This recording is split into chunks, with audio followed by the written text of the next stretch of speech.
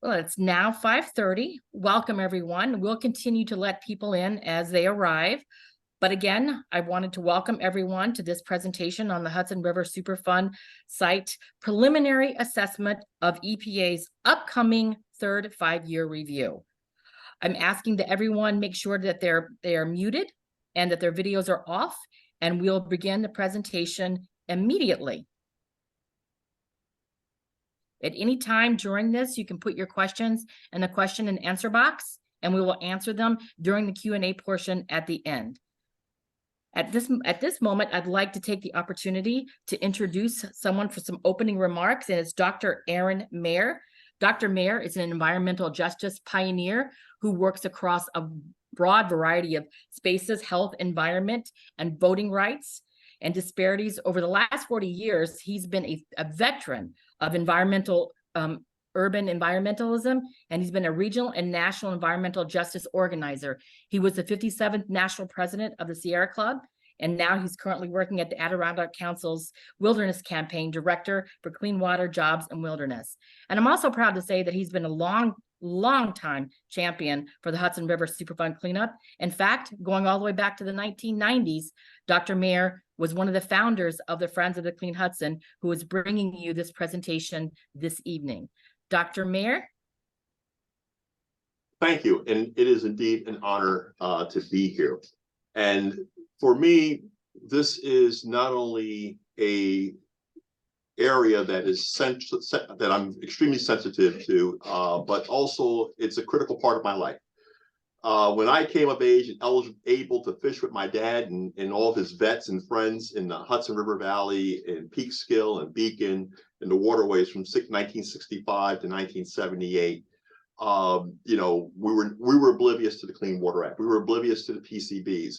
And I came from a large family of 9, and the Hudson River was a huge protein source for our family. We would pack during the shad runs, the herring runs, and the striped bass run, 50-gallon drums for fish and salt pack them. This was a critical point of subsistence for my community and communities like mine.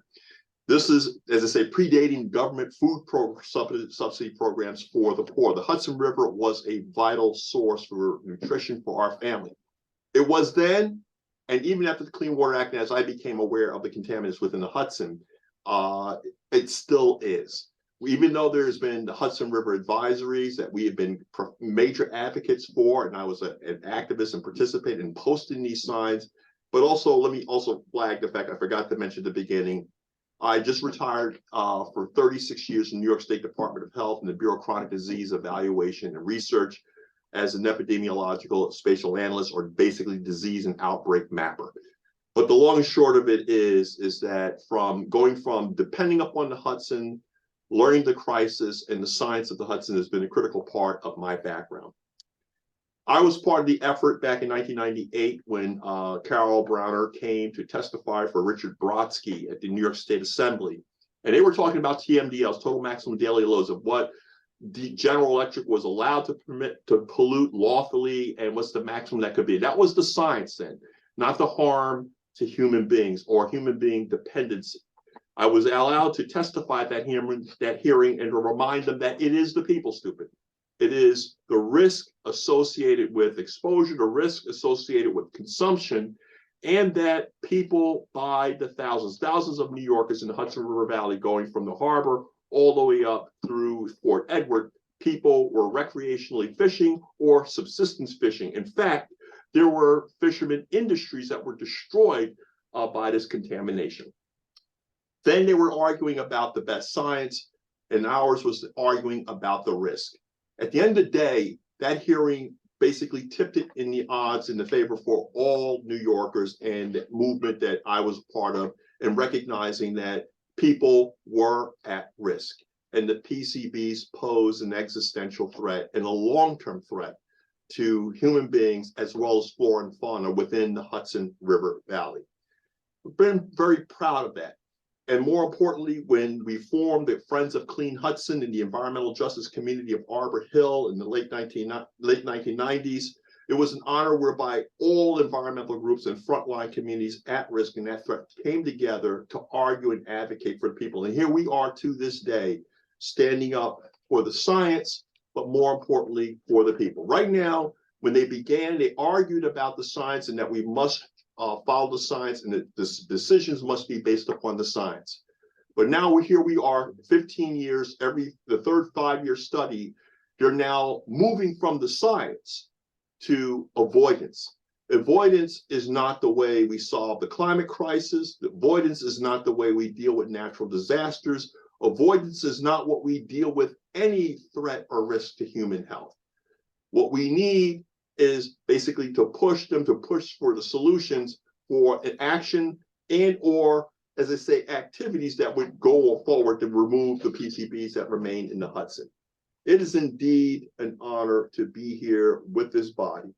And when we founded Clean Hudson, Friends of Clean Hudson, I want to say we produced a lot of leaders. In fact, 2 of my daughters who were youth leaders and organizers within the Friends of Clean Hudson, when they organized youth activists, who went on from their leadership to become officers commissioned at West Point, the United States Military Academy, are a symbol of the leadership that has been built upon educating our youth and frontline communities on the science, but also to become activists and leaders to try and protect people, as I say, from the adverse risk and threats that are posed by eating contaminated fish.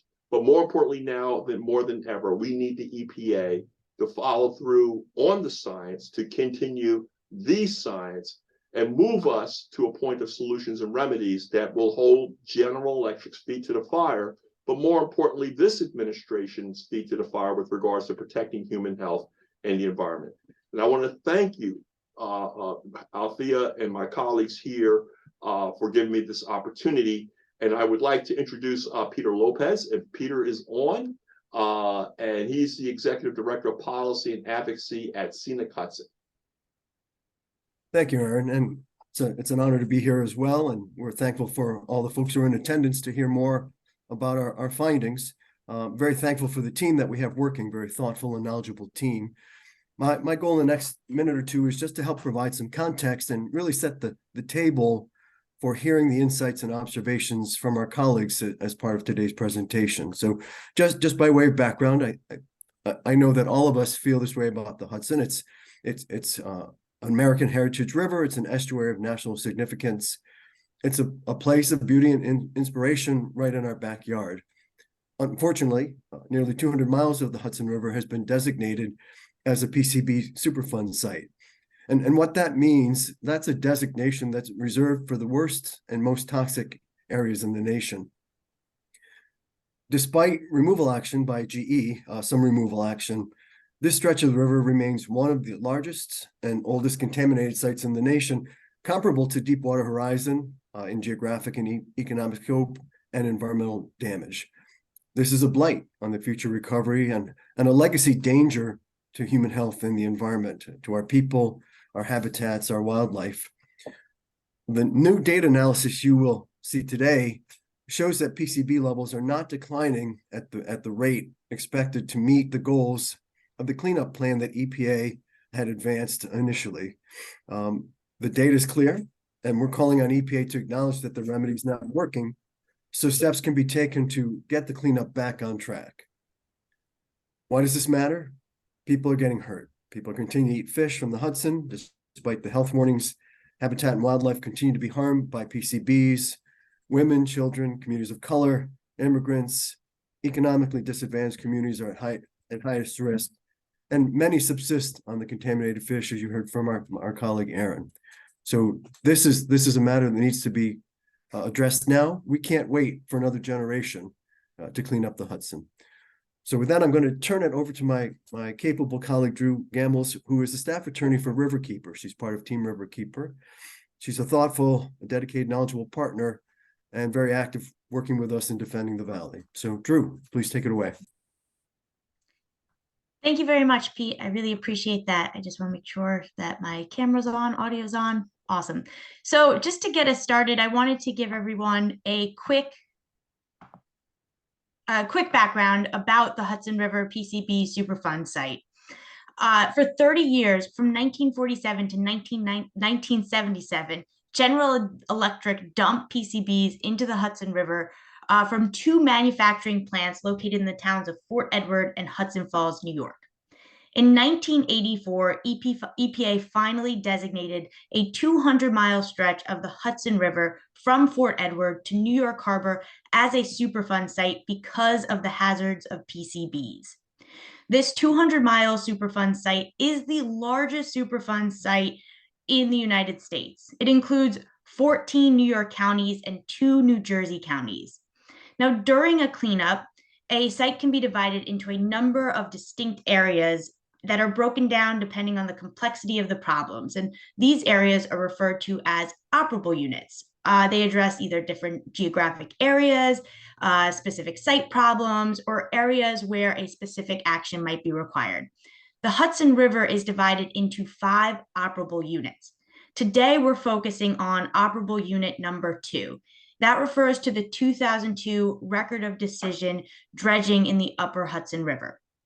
In addition to these 5 operable units, the Hudson River Superfund site is divided into the upper Hudson River, as I mentioned. That is the 40-mile stretch from Fort Edward to Federal Dam at Troy. And the lower Hudson River is a 160-mile stretch from the Federal Dam at Troy to New York Harbor. In addition to that, just to make it more complicated, the upper Hudson River is then divided into 3 different river sections. So the maps you have displayed on these slides shows you the 4 operable units. Operable unit number 5 is the lower Hudson River. It's not actually shown on this graph.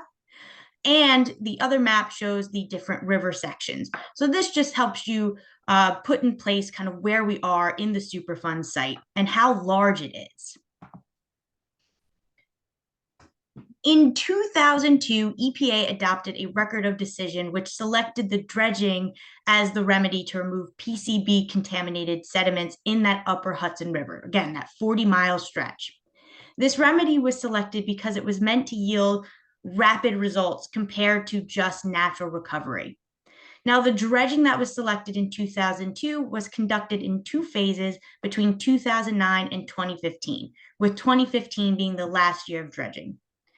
The ROD also included, and I say ROD, I just want to be clear, that's the record of decision. And a lot of us will just use these acronyms. If at any time an acronym is confusing or you don't understand what it means, just throw a message in the chat so we can clarify. We're so used to using these acronyms, we sometimes don't realize. So the record of decision in 2002 also included institutional controls in the form of fish consumption advisories and fishing restrictions. And so these controls were designed to prevent or limit exposure to PCBs by limiting consumption of contaminated fish. The ROD included 5 remedial action goals. These were the goals that the dredging was meant to achieve. The most important to us to discuss today is the goal EPA set to reduce the cancer risks and non-cancer health hazards for people eating fish from the Hudson River by reducing the concentration of PCBs in that fish. As part of that goal, EPA adopted 2 preliminary remediation goals. This is a 0.4 milligrams per kilogram of PCBs in fish fillet, which was meant to be achieved within 5 years of completion of dredging. Now remember, I said dredging finished in 2015, which means that this goal should have been achieved in 2020. This goal is important because it means that the fish can be eaten by an average angler about 1/2 pound meal every 2 months. The next interim goal that EPA set in the record of decision was 0.2 milligrams per kilograms PCBs in fish fillet. EPA said that they were going to achieve this goal within 16 years of completion of dredging. So that means we're supposed to be achieving this goal by 2031. This goal means that an average angler can eat or consume fish at a rate of 1/2 pound meal per month. Attaining these levels is supposed to facilitate the relaxation of fish consumption advisories and fishing restrictions, which is why they're so critical to the EPA. Next slide, please. So under the federal Superfund law, EPA is required to conduct a study every 5 years of hazardous waste cleanups These cleanups are required when the remedy did not completely remove all contaminants from the site. So in the case of the Hudson River, while EPA and GE might say that tons of PCBs were removed, there's actually a lot of PCBs that remain behind in the Hudson River.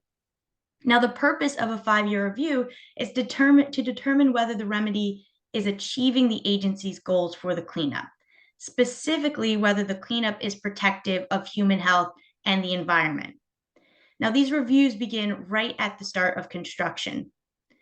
Now, 5-year reviews are done to determine whether the remedy, again, is achieving the goals for the cleanup, those 5 goals that I had mentioned earlier. And the process is supposed to be grounded in science and the law. And at its core, it's about the lives and livelihoods of people living along the river. This is especially true for marginalized communities, which may rely on contaminated Hudson River fish for food. And a key purpose of the process allows and encourages EPA to address potential problems with the remedy as they become apparent. Next slide.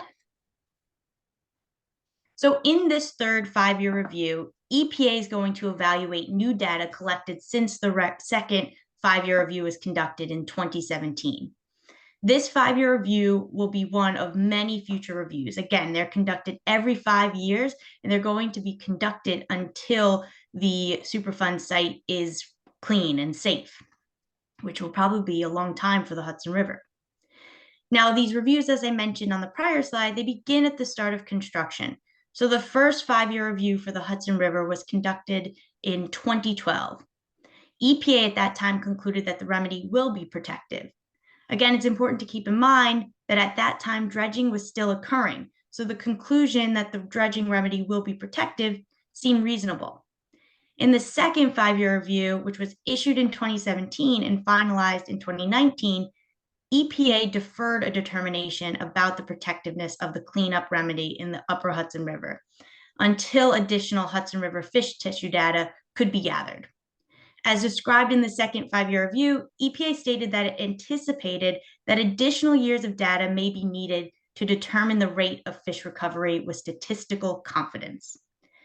For the third 5-year review, EPA must acknowledge the failure of the upper Hudson River remedy to meet the goals and objectives expected in the timeframe set forth in the record of decision. We now have 5 more years of data that clearly show that fish PCB concentrations have not reduced as anticipated. The first record of decision target was not met. I mean, it's now 2023, and we have not come close to that 0.4 goal. And sediment concentrations are not declining as they were modeled in the 2002 record of decision. Our goal now is to persuade EPA to issue a not protective determination based on the law and the science. Then we can figure out how we can make the remedy work. Only a not protective determination opens the door to allow that change. And so for these reasons, EPA must acknowledge that the remedy is not protective. So just some key points for this third 5-year review that I want to point out. So EPA appears to be abandoning the recovery timeline set forth in the record of decision, this 0.4 and the 0.2 goals. The timeline was the whole reason that EPA selected the dredging remedy. Now, EPA needs to meet its commitment and find a solution to get back on that schedule. You know, EPA seems to be demonstrating that these timelines don't matter, and we need to continue to push because they do matter. Next slide. So just some key points from the current data. EPA is relying on fish consumption advisories to limit the risks of PCBs. The consumption of contaminated fish is the single greatest source of human exposure of PCBs, which is why fish consumption advisories, unfortunately, are so necessary. EPA is in effect turning the cleanup action into a risk avoidance remedy, which really can't go unchallenged. This risk avoidance strategy forces the public to alter their own behaviors to avoid harms from exposure to PCB contamination. The burden's on the risk bearer to protect themselves. So in this case, the fish consumer, rather than the polluters to clean up and eliminate the risk. The data trends tell a very clear story. Post-dredging natural recovery is just not working as EPA anticipated. Recent sampling shows that PCB concentrations in sediment and fish are much higher than EPA modeled and are not declining at rates necessary to achieve EPA's goals. Without reducing the concentration of PCBs in fish to the target levels, EPA is going to have to continue to rely on fish consumption advisories. And EPA's reliance on these fish consumption advisories is necessary to avoid the risks and is not an effective nor a just control of the potential human health impacts from ingesting PCBs. And fish consumption advisories do nothing to actually help the fish. They can't read the signs.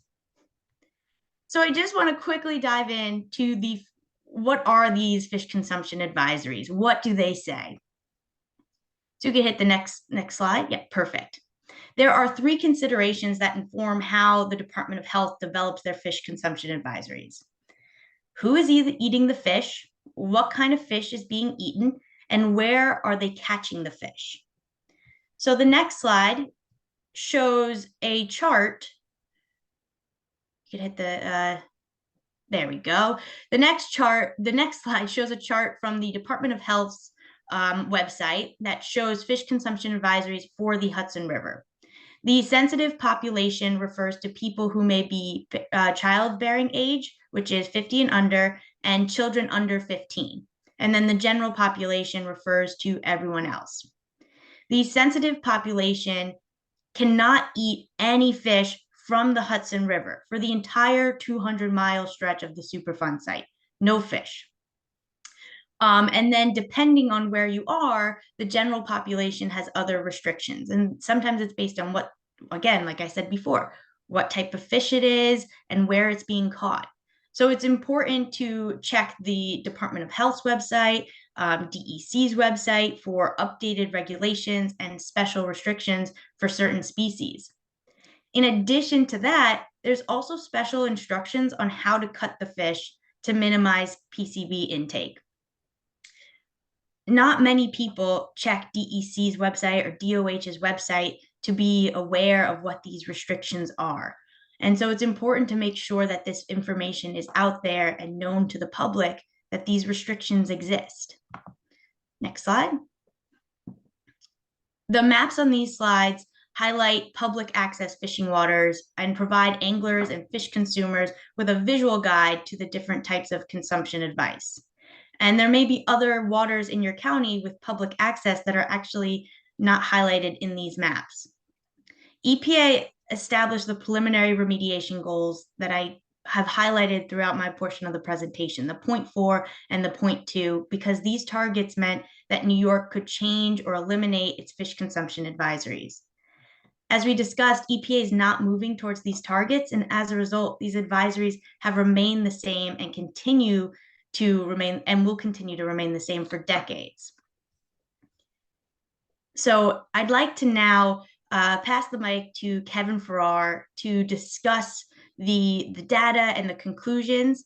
Kevin Farrar is a retired engineering geologist from the New York State Department of Environmental Conservation. He has dedicated his life to the Hudson River and has a wealth of knowledge about the Hudson River PCB Superfund site.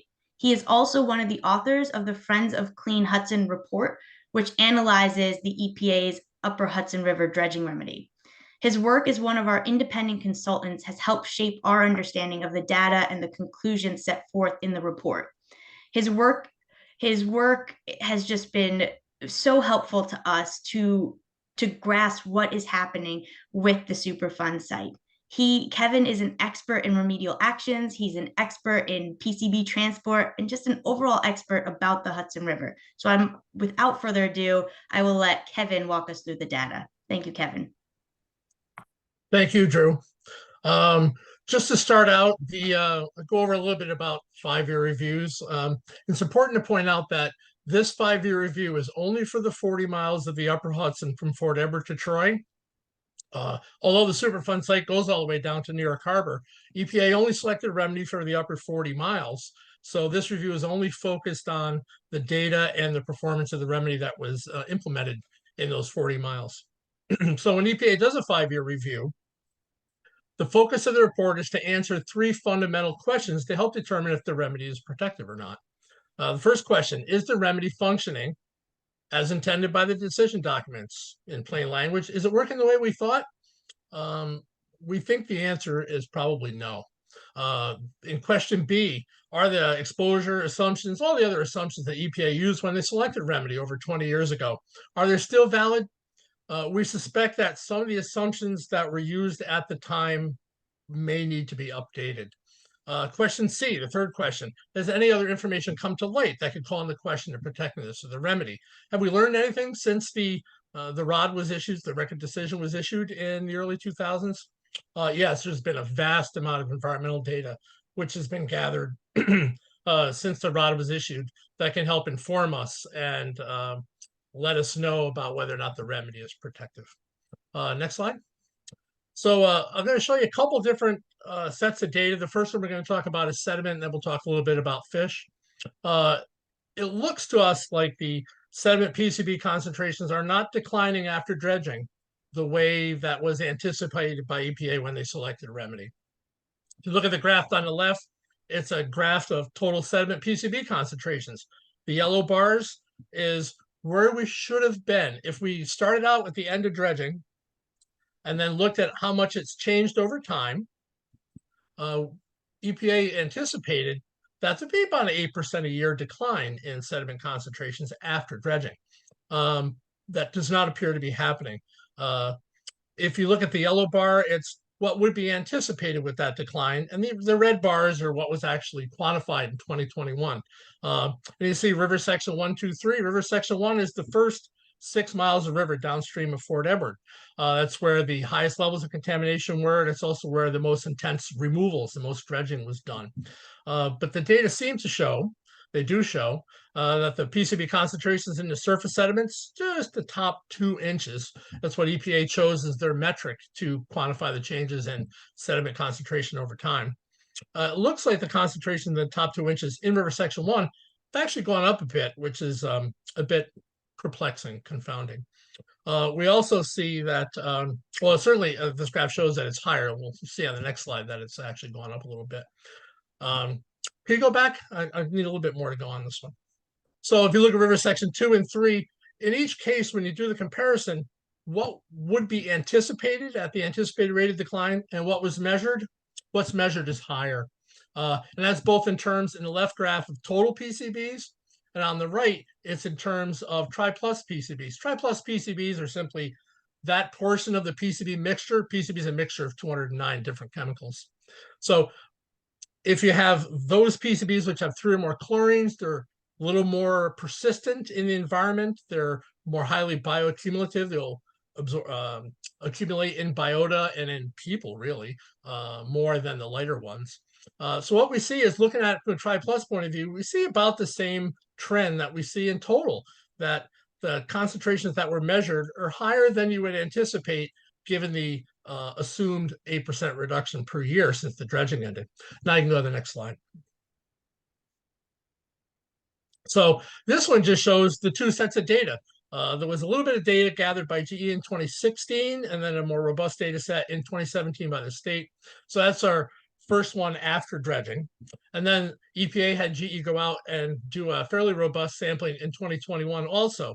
So what we should see, if there's a active, ongoing, robust natural recovery, we should see that the 2021 data is lower than the data gathered in 2016 and 17. In river section 1, we don't see that. In river section 2, that's the 6 miles from Thompson Island Dam, which is a little ways down from Fort Edward, down to Schuylerville. It's only gone down by a relatively modest amount. Same thing in river section 3 from Schuylerville down to Troy, where we should have seen a fairly robust recovery in that top 2 inches of surface sediment. But instead, in river section 1, we don't see any recovery at all. And in river section 2 and 3, only a very modest recovery. If you look at it in terms of tri-plus, you pretty much see the same thing, where in river section 1, that the concentrations appear to actually have gone up a wee bit, and the in river sections 2 and 3, between the upper part and all the way down to Troy, we see only very modest recovery in surface sediment. Next slide, please. So if the sediment is not recovering as anticipated, what's going on with the fish now? So EPA created a metric. They created a weighted average total PCB concentration that they calculate from all the fish, 14 different locations, 3 different species throughout the 40 miles of the upper Hudson. That's the metric they chose to monitor. So the 2016 data, first year after dredging, these fish were collected in the spring, typically late May, early June. So these fish are what were exposed to the last year of dredging. So from 2016 to 17, the dredging's been over for a year now, and we do see that there was a reduction from 2016 to 17. After that, the rate of decline appears to have slowed significantly in average fish in terms of total PCB in the upper Hudson. Next slide. So this graph, the green dots is the exact same data as you saw in the previous graph. But here we put it on the same graph with what the 2 targets were that were established in the rod for fish flesh concentrations. 0.4 part per million was the target to be reached 5 years after dredging.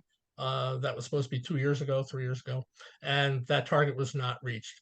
The lower target, 0.2, is the target that's to be met in 16 years after dredging, or in 2031. And with the current very modest decline in fish PCB concentrations, it does not appear likely that that target will be met. So to put this in context, is the remedy performing as anticipated? It appears that that answer is probably no. And with that, I will turn it back over and go on to the next speaker, Dr. Carpenter. Thank you, Kevin. I'm just going to do a brief introduction for Dr. Carpenter, our next speaker. Dr. Carpenter is a professor at the University of Albany and director for the Institute of Health and the Environment. He is also a public health physician who received his MD from Harvard Medical School.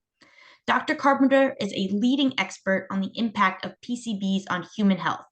One area of Dr. Carpenter's research, with implications for people living near the Hudson, has examined rates of disease among people who live near hazardous waste sites with toxic PCBs. Dr. Carpenter's research found elevated rates of hospitalization for diabetes and high blood pressure in areas on either side of the Hudson, despite healthier lifestyles in these populations. I am so pleased to turn the mic over to Dr. Carpenter to discuss his research with us. Thank you so much. Thank you, Drew. Yes, you basically gave us the punchline from the studies we did looking at hospitalization for diseases along PCB-containing hazardous waste sites in New York State.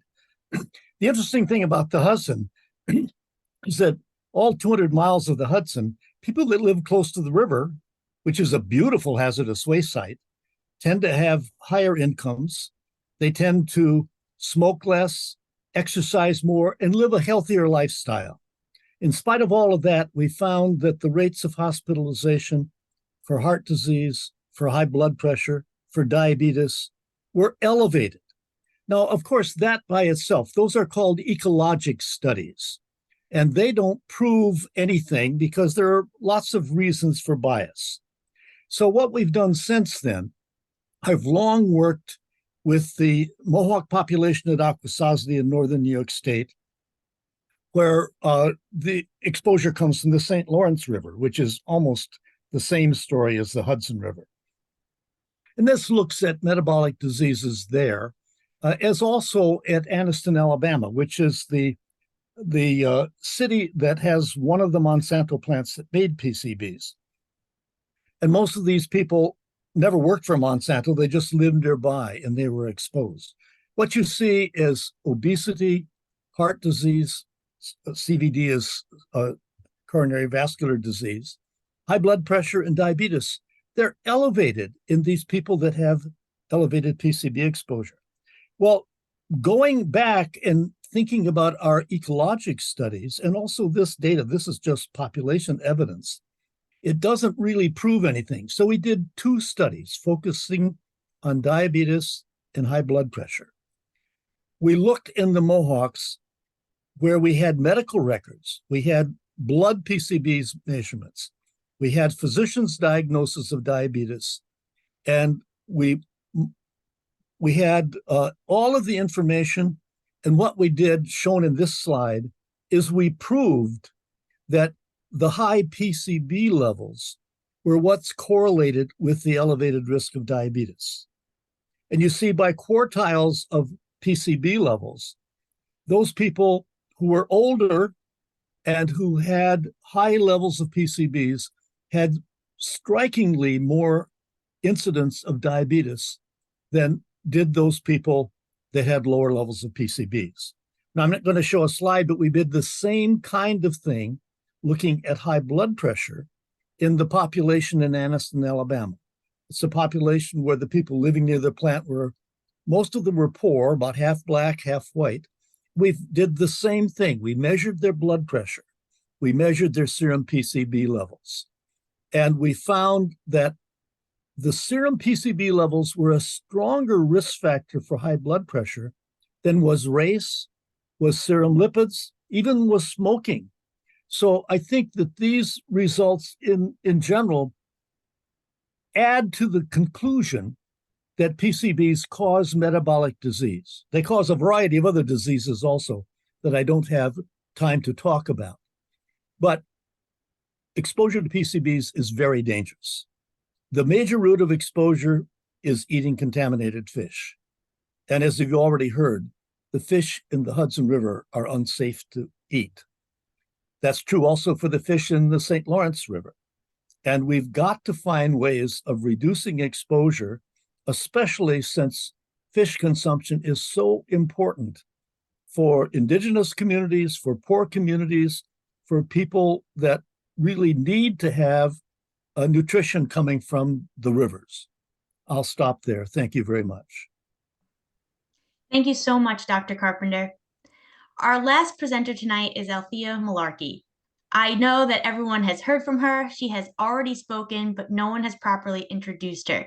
So I have the pleasure of introducing Althea, who is the PCB's project consultant for Scenic Hudson. Prior to her consultant role, Althea was the Assistant Director of Advocacy and Special Project Analyst with Scenic Hudson for over 15 years. Althea's institutional knowledge of the Hudson River PCB Superfund site is beyond impressive and incomparable.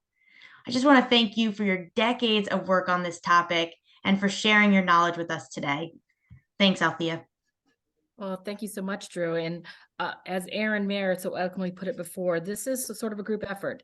It takes a whole community, a whole region, a whole state, all of us working together to make something good happen out of something that's really terrible, the pollution of the Hudson River from GE's plants in the Upper Hudson. One thing that I really want to emphasize, and it's the key to this report as well, and to all of the reports that have been done on this to date. These 5-year reviews and our own expert report that we've released today, it's not about what was removed from the river that matters. Everyone acknowledges that there was a significant amount that was removed, and GE, under the auspices of EPA, did exactly what EPA asked them to do. They removed a significant portion from the 40 miles in the Upper Hudson. But that's not what this is about. It is what remains behind that is the point of all of this analysis. Are we going to get to the goals that the public expected, that EPA laid out in the record of decision? And we think, no, we've already missed one of the goals, and we are pretty much on track to miss the second goal. There is a significant mass of bioavailable PCBs that remain in the Upper Hudson River. And because of the amount that's still there, that is slowing the natural recovery that EPA is counting on to reach the goals. And I just want to be very clear, and we can maybe talk about that a little bit more when we talk about natural recovery. That doesn't mean that PCBs go away. That means they go someplace else. They can go into the air, they go in the water, and they come down to the lower Hudson River and become our problem. They go into the fish and they go into the animals. For the purposes of this review as well, we want to emphasize that we all were on board, and it's part of EPA's key mission is do risk reduction. Remove enough contamination to reduce the risk to people and the environment. That is a key Superfund strategy, and it's exactly what EPA is tasked to do. Look to the risk producers, in this case, General Electric, the polluter. They have to contain or eliminate their contamination in order to avoid health and ecological risks. We know in the Upper Hudson, it's the local sediments they dumped into the Upper Hudson that's the source of the problem. And obviously, coming down to the lower Hudson, our local sediments are now a problem as well. We also feel very strongly that EPA is on the right track. The burden needs to be on GE to address the sediments which are causing the risk. Next slide. Instead, what we're seeing, unfortunately, is if the risk reduction didn't work and the monitored natural recovery is not recovering at the rates that's expected, how are you going to get to protection of human health and the environment? And in this case, in the case of the Hudson, we're turning to risk avoidance. Other words, fish consumption advisories. The burden is placed on the risk bearers, in this case, the fish consumers, communities of color, communities from different culture who rely on the Hudson River for subsistence fishing, and economically disadvantaged communities as well. So the burden is being placed on the people to protect themselves rather than the Superfund purpose, which is to reduce the risk to people themselves. And as I think that Drew is actually the one that mentioned that before, risk avoidance does not address ecological risks. If you see this nice little sign on there, not one bird or animal fish that I know of can read these consumption advisory warnings. Next slide. The conclusions that we wanted to bring to you today from the independent analysis that we've seen is that the upper Hudson sediment PCB remedy is not protective of human health and the environment. And that's actually okay. That is the purpose of a 5-year review, is to identify any issues with a remedy and give us time to fix it and pivot and get on the path to a real restoration. We know that the human health and ecological risks are still well in excess of the acceptable risk ranges. And we also know that without active interference in the system, for example, dredging, where we saw that nice step function that Kevin mentioned earlier, without some kind of active interference in the system, fish in the sediment PCB levels are not going to be in the acceptable range for the foreseeable future. And we'd like the public and we'd like you to challenge EPA on that, to live up to what they said they were going to do in the record of decision. Next slide. So there's lots of opportunities for engagement on this issue.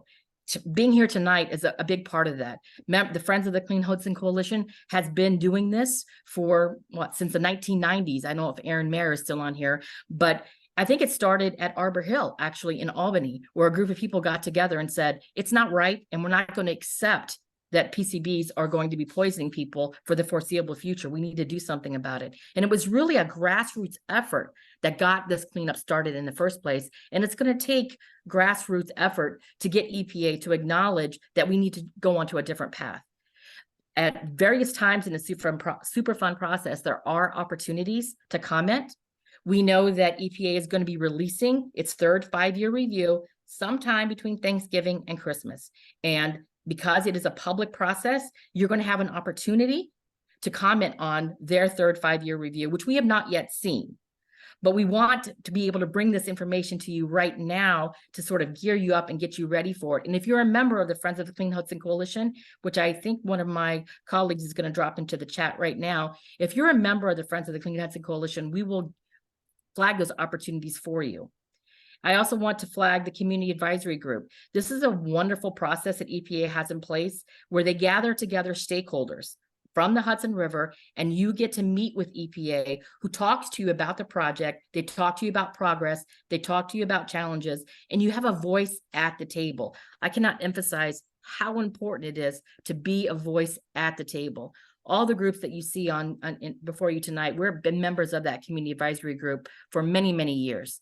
We know that they're expanding the CAG right now. The acronym is CAG. Sorry for using an acronym. The Community Advisory Group is going to be expanding into the lower Hudson. And if you're interested in it, if you represent a municipality or a county or an organization that's interested in having your voice heard by EPA in this kind of venue, we welcome you and we'd be glad to send you more information. Next slide. So right now, the first action opportunity that we're really identifying for you is to contact Lisa Garcia. She is the EPA Region 2 Administrator, and she's the one that's really going to be signing off on the third 5-year review. She's new to the job, relatively new. We know that she just started a few years ago. We've met with her, we've talked with her, and we know that she understands where we're coming from. But we think she really needs to hear from the public as well.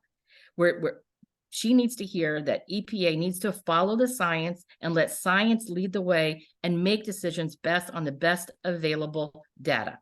So you can also contact your state and federal elected officials who are also engaged in this tell them that you attended this event tonight and tell them that you have concerns. And so they know that they can hear from you as well. Next slide. And if you want to learn more, or you have more questions that we don't get to tonight, you can see on this slide right here, any of the people on this slide, or even our organizations in general, we will welcome you to reach out to any of us. I would like to start the Q&A section of this. If anyone has any kind of questions that has not already been answered through the Q&A box, I encourage you to put that in there right now, and I will stop the recording so we can maybe have some open and candid discussion with all of you.